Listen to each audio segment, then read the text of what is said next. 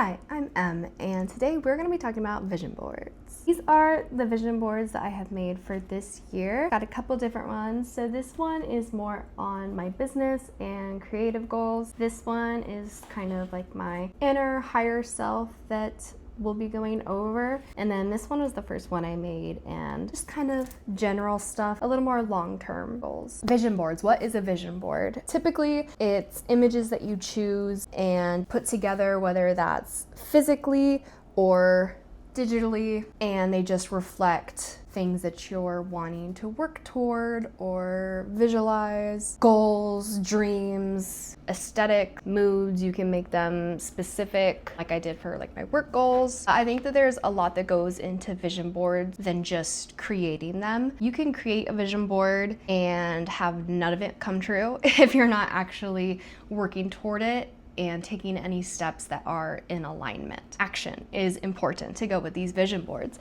but creating the vision boards are really helpful because it helps define what it is that you're wanting to work toward or to have more in your life or to focus on more. It's easy to come up with goals and a lifestyle that you want to live and feel inspired for a bit and then just fall off of it. I think vision boards, especially when you display them in a place that you are looking at every day, and not just looking at, but really looking at and reading it and remembering why you put those on there and imagine yourself getting there, which also brings up like, how am I gonna get there, and reminding you to be in alignment with taking those steps. I am a big manifester. I've manifested some very specific great things. A big part of manifesting is figuring out what you want, being very specific about it, writing it down, and visualizing it happening and truly feeling it happen and believing it. Because if you want something but your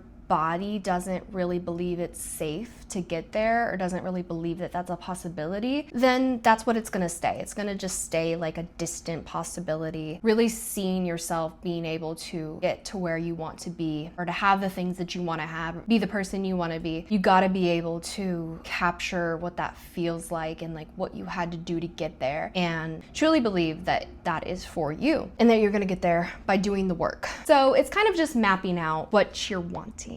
This is my favorite board that I made. I think it looks very pretty, and the reasoning behind me making it is very important to me. So a little context: the last 3 months of 2025, I was in this casual relationship with a great person, but it did bring up a lot of stuff within myself that I want to explore and work on, such as my self-worth and my self-esteem and my confidence, my triggers, my past traumas and limiting beliefs, emotional regulation, attachment.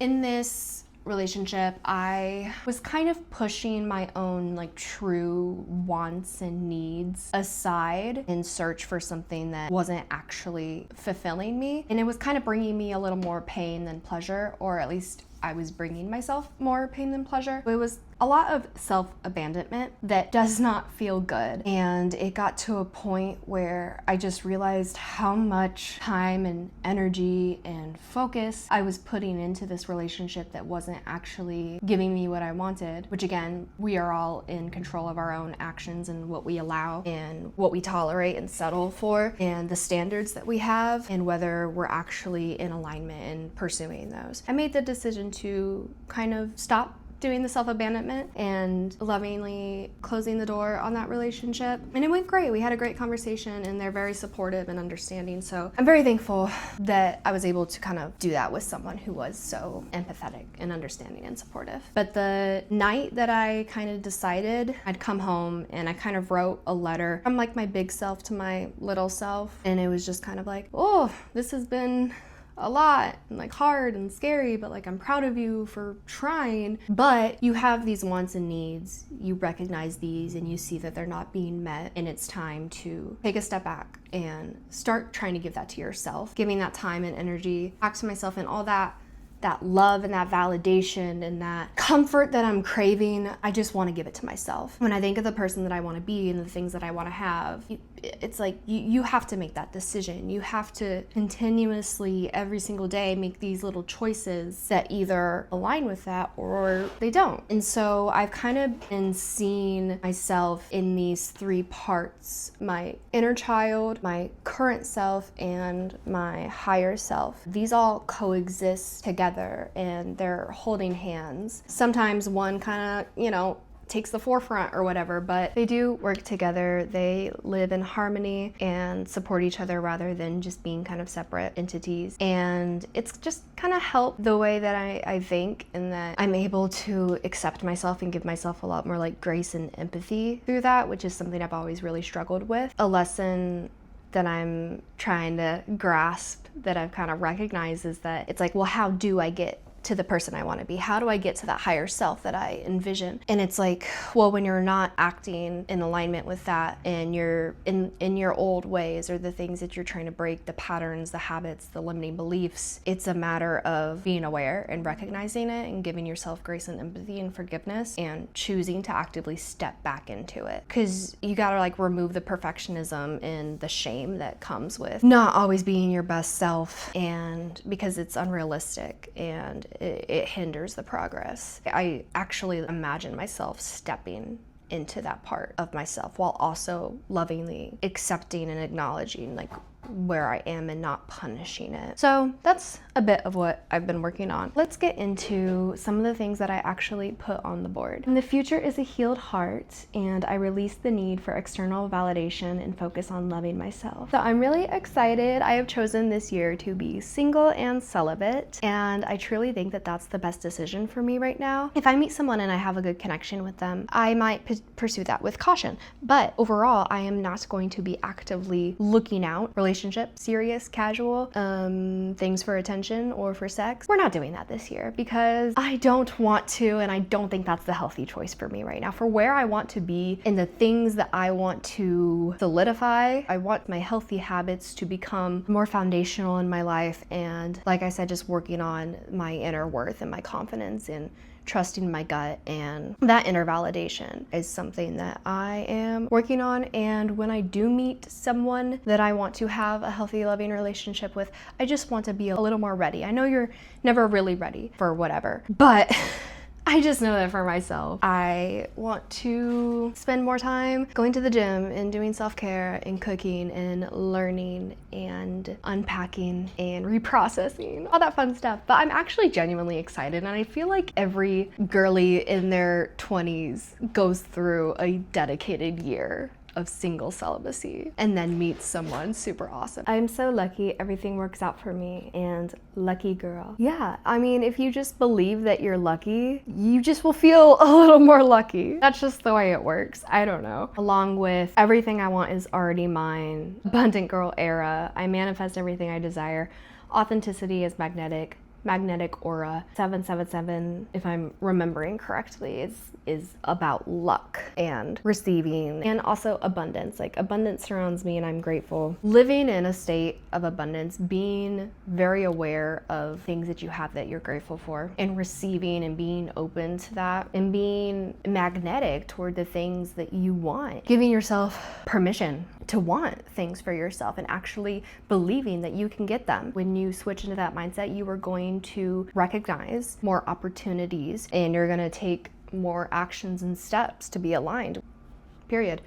Clear skin, shiny hair, fit body, healthy mind. So if you've noticed, all of my boards don't really have any pictures of people on them, or really food. Most of my life I've kind of dealt with an eating disorder, body dysmorphia, body image issues, as a lot of people have, and that's something I'm really working on this year, and just trying to be healthy in an actual healthy way, not looking a certain way, but just feeling good within myself and making healthy decisions, working out and eating well while also not restricting, to just feel my best. And also, I feel like when you feel your best, you're gonna look your best. So yeah, I'm upping my self-care game. I'm going to Hot Works. I'm doing the face masks. I'm drinking tea 3 times a day, drinking the water, taking my meds, taking my supplements. The sun's out right now. I'm out in it.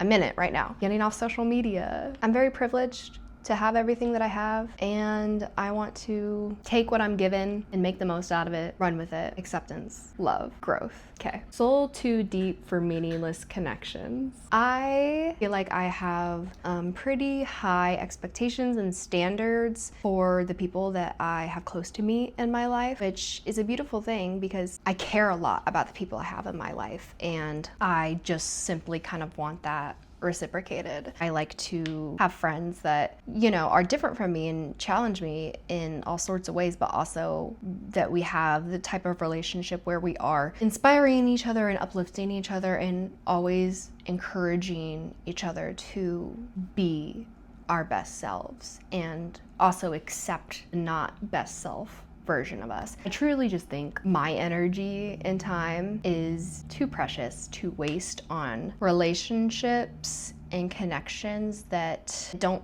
feel good and right. And I think listening to your gut and your intuition is very, very important, especially as a woman. And I have found, especially within the last year, that I have these little gut feelings whenever I push them to the side or ignore them or give someone the benefit of the doubt. Sorry, I just scared my cats. It blows up in my face. And I think that's the greatest little lesson I'm learning is like when I get that intuitive feeling, just trust it. I think that's important. I'm open to love, I'm open to joy, I'm open to healing, I'm open to letting go, I'm open to new beginnings. And I love myself, I support myself, I believe in myself. Self-love. I wrote something the other day that was like, sometimes I feel like I'm waiting for self-love to arrive at my doorstep, to be neatly packaged in a box, shipped from the nearest Amazon facility. Sometimes it feels really hard, and you know, I listen to all these podcasts and shit, and people are like, just be kind to yourself, be graceful, be compassionate with yourself. And that's so easy to say, and it's so hard to do sometimes. I have always been kind of really hard on myself and a perfectionist, and those things take a lot of time and practice to work on. But once you do, like, it gets easier. I watched a reel today. I'm getting off of Instagram for the most part, but I did watch a little bit of reels today. And one of them, this girl was saying, if you get in the car and a song that you hate comes on, you're not gonna turn it up. You're gonna change the station. And compared that to the thoughts in your mind. Like when you have that thought that comes up, like I'm not lovable, I'm too much, or I'm not enough, or whatever, like you gotta switch the station. No, I am enough. I am lovable. I'm not too much. And also here are multiple reasons that support these statements. We're not wallowing. And if we do wallow, okay, let's wallow for half an hour or an hour. We're gonna feel our feelings, and we're not pushing things down or away, but we're also not letting it consume us. Again, easier said than done, but it is a practice and a process, and that's not linear. So, Paris.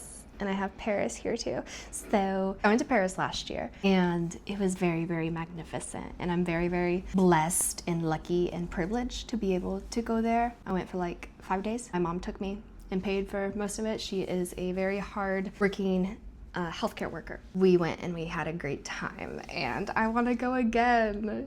I just love it. And also just like the energy that I felt in Paris, and I feel like I made some really important realizations that I've carried on, such as valuing my creativity a lot more and getting off your phone and knowing that there's such a bigger world out there. And when I came back, I just felt very inspired. And so I like to just kind of hold on to that memory, and I do want to go back. And then I also have New York and London on here. I also have New York on this vision board a couple times, or once. I have it once on here. I have Chicago twice, because I'm like, I live in Indianapolis. I feel like I should go to Chicago more than I do. I'm so close. But New York, I do have it two times on here. I have it on here as well. All my life, I've never really cared much to go to New York, except for kind of recently, and my friend really loves New York, so I feel like her and I might go this year. And also Harry Styles just announced his tour, and he's doing 30 shows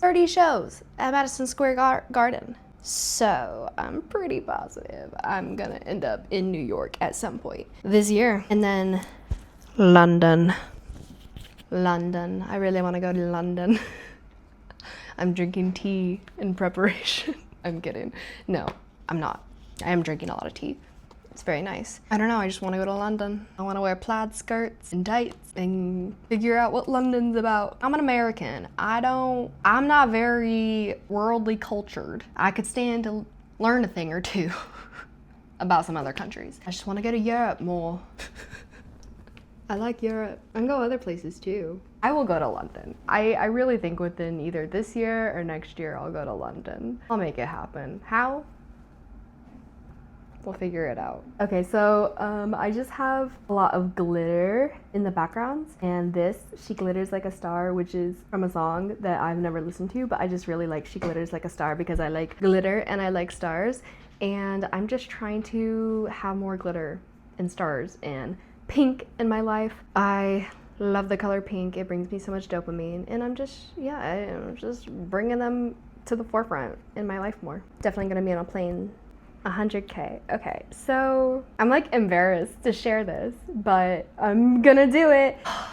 Yes, I have this goal and like dream. It'd be really cool if I was a successful YouTuber. That's always been like a little dream of mine. But no but. I am actively working on speaking out loud. I tend to write more. Speaking out loud and letting myself be seen and perceived and embarrassed, because yes, it is embarrassing to post things sometimes. Sometimes I'm like, this is really cool. Like, are y'all fucking with this? And other times I'm like, I just see all these girls, I'll go on their channel, they'll have 100+ subscribers. I look at the amount of videos they have and I sort like the oldest. Some of these girls are getting so many subscribers with like 10 videos over the course of a year. That's so doable. I just gotta do it. That's the thing, I gotta do it.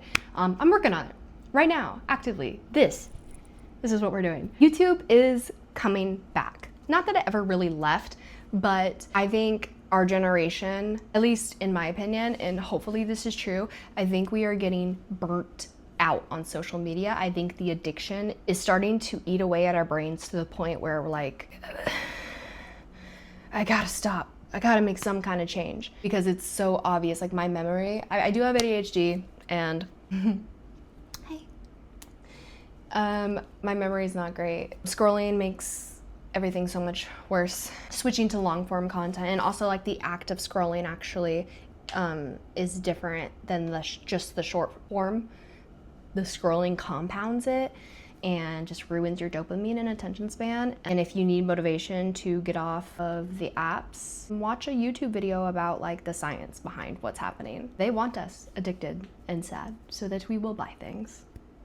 Capitalism. Yeah, I've been watching more podcasts and more video essays. These girlies are so smart and they're talking about such smart things, and I'm gonna listen. I want to listen to them rather than 5 seconds.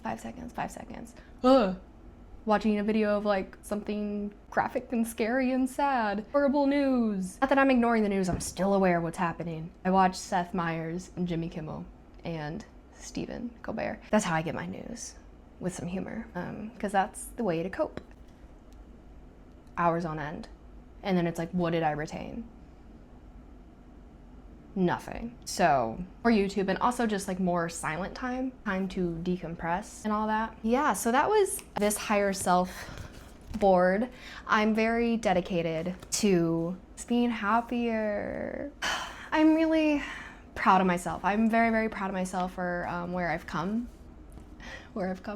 I'm very proud of myself for how far I've come. I have struggled with major depressive disorder and anxiety, other issues my entire life up until the last couple years. Diagnosed with complex PTSD as well and BPD. But I'm in therapy and I'm medicated. I finally got my meds right. Ooh. Life changes when your meds get right. I got diagnosed with ADHD. Finally, advocate for yourself. See another doctor. I'll get into that another time. But wow, Adderall. Crazy what happens when you're given a medication that you need. Life gets a lot easier and better. So I'm very proud of how far that I've come, because most of my life I have wanted to not be here. But I finally do actually want to be here. And I'm excited to be here and to be creative and to love life. And that's fun and exciting. These are my other vision boards. I'm not really gonna go through it, but it's cute, isn't it? And then this is like my work one. Also pretty cute. I finished this one today actually because I have a vision board workshop coming up for creative business owners. 2026 goals, visualization. So this is your time to make some vision boards. You don't have to print out stuff. You can make them on Canva if you want, but it's really cool to print things out and cut and paste and tape, double-sided tape. I love double-sided tape. And you can do this relatively cheaply. You can get stuff at Dollar Tree. Shout out Dollar Tree. Yeah, create a vision board. What are your goals? Who do you want to be? What do you want to do? What life do you want to live? You can do it. You can do it. I believe in you. And if you can't, like, what's the point? Be delusional. You're gonna be happier. Let's, this year and every year following, let's go after the things that we want in our life, whether that is simply to drink more water or to just show gratitude every day or write or get off your phone. Let's do that. It's fun. We're gonna have fun. It's gonna be good. I'll let you guys know when I end up crossing some of these things off my vision board. Probably at the end of the year, I'll do a little recap and see what came true. So that's it. Subscribe to my channel. Follow me on Instagram if you want at writingsfromhercorner.co. It's where I post some of my writing stuff and my collages and events. And yeah, thanks for coming to my corner. Bye.